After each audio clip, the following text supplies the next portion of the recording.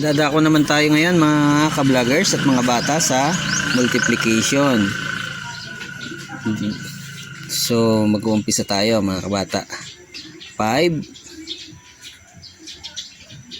times 210. So kukumputin natin mga bata at ipapaliwanag ko sa inyo kung paano nakuha. 5 times 0 equals 0. So ilalagay natin dito. 5 times 1 equals 5. So ilalagay natin dito. 5 times 2 equals 10. So ang tamang sagot natin ay 1,050. So ganun lang mga bata. So number pangalawang question tayo.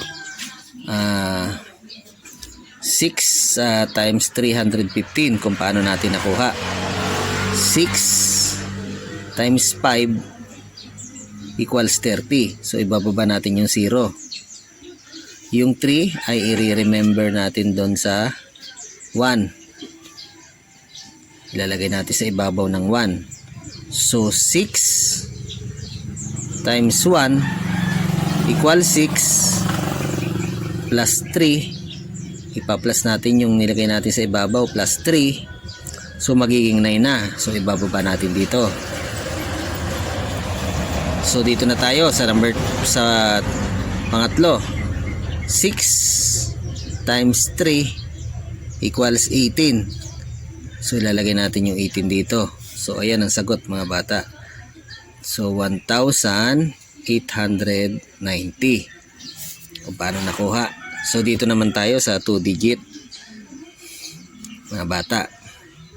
Ngayon kung paano nakuha yung sagot natin na 10,625. Ipapaliwanag ko sa inyo. So 5 times 5 equals 25. So ilalagay natin yung 25 dito. Yung 2 ay i-remember natin doon sa ibabaw ng pangalawang numero. So dito ulit tayo. 5 times 2, tapos may nilagay tayong 2 doon, ipa-plus natin o i-add natin. So maging 5 times 2, so 10 na siya mga bata, plus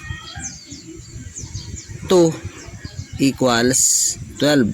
So ilalagay natin yung 2 dito. Yung 1 ay i-remember natin ulit doon sa kabilang numero.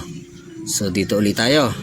5 times 4 equals 20.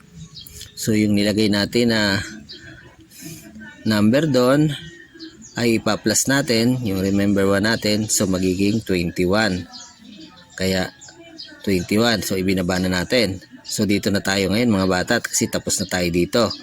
So 2 times 5, ang sagot ay 10. So ilalagay natin yung 0 dito sa pangalawa.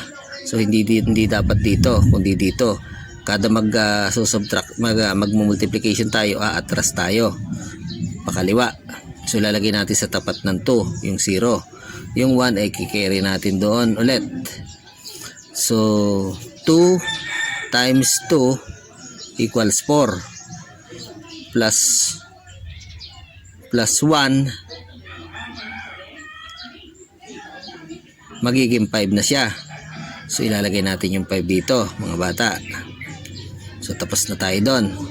So 2 times 4 equals 8. So ilalagay natin yung 8 dito mga bata. 2 times 4 equals 8. So natapos na natin. So i-add na natin ngayon mga bata. Pag sasama-samahin natin, yung 5 ay walang katapat, so ibababa na natin automatic. Yung 2 plus 0 equals 2. So ilagay natin doon. Yung 1 plus 5 equals 6. So yung 6 ilagay natin doon mga bata. Tapos yung 2 plus 8 equals 10. So yun ang ating total answer. So 10,625 Nakuha nyo mga bata. So dadako tayo sa ating pangatlong question. So dinagdagan na natin ang numero. So tig-tatlo na sila mga bata. So dito tayo, mauna muna natin yung number 6. 6 times 8 equals 48. So yung 4 ay ilalagay natin doon at yung 8 ay ibababa natin dito. So dito ulit tayo. 6 times 3 equals 18. 18 plus 4, 19, 20, 21, 22. So 22 lalagay natin dito. Yung 2 ay ilalagay natin doon sa kabila.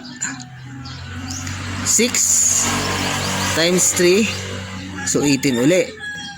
Plus 2 na inilagay natin, yung remainder natin, pinatong natin doon.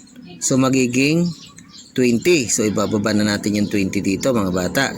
So tapos na tayo sa 6. Pupunta naman tayo sa pangalawang numero. 2 times 8 equals 16. So ilalagay natin dito, hindi dito ha, kundi dito sa kabila, i-adjust natin pakaliwa. So 2 times 6 16. So ilababa natin yung 6, yung 1 ay ilalagay natin doon, remember 1. So 2 times 3 6 plus 1 na inilagay natin, so magiging 7. So ilalagay natin yung 7 dito. So tapos na tayo dito. 2 times 3 6 ulit mga bata. So 2 times 3 6 ulit. So ibababa na natin dito yung 6. So tapos na tayo sa pangalawa. Dito na tayo sa last. 3 times 8 equals 24. 8, 16, 24. So ilalagay natin yung 4 dito. Hindi dito. Pa-adjust tayo sa kaliwa. Lalagay natin yung 4. So 24. I-carry to natin ngayon. Yung doon sa ibabaw. So 3 times 3 equals 9. 9 siya mga bata. Plus 2. So magiging 11. Ilalagay natin dito yung 1. Carry 1 ulit. So tapos na tayo. Then 3 times 3 equals 9. So nag-carry tayo ng 1 mga bata. Magiging 10 na siya kasi 3 times 3 9 plus 1 equals 10. So ilalagay na natin dito yung 10. So additional na natin. I mean naputol mga bata. So natapos na nating i-multiply yung 6, 2 at saka 3. So yung lahat ng sagot ay pagsasama-samahin na natin ngayon. So naputol kanina kasi napuno na yung video natin. So dahil walang kasama yung 8, ibababa na natin automatic. Tapos yung 2 plus 6 gagawin na nating 8. Bababa ulit natin. Ang sagot ay 8. 0 plus 7 equals 7. 7 plus 4 equals 11. So ilalagay natin yung 1. Yung 1 ay ilalagay natin doon sa ibabaw ng 2. Carry 1. So dito na tayo. 1 plus 2, yung kinary natin, plus 2 equals 3. Tapos 3 na. Plus 6 equals 9. Plus 1 equals 10. So ibababa natin yung 0 mga bata. Then ilalagay uli natin yung 1 dun sa carry 1 sa 0. 10. So 0, 1 plus 0 equals 1. So ibababa natin.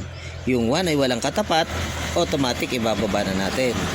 So ang sagot natin mga bata ay 110,188. So pwede nyong tingnan sa calculator kung tama yung ating computation. Hanggang sa muli sa Jun Abukal YouTube channel. Kung bago po pa kayo sa akin channel, taps all the bell para updated kayo kay YouTube sa ating mga bagong videos. Subaybayan nyo lang yung vlog kong ito.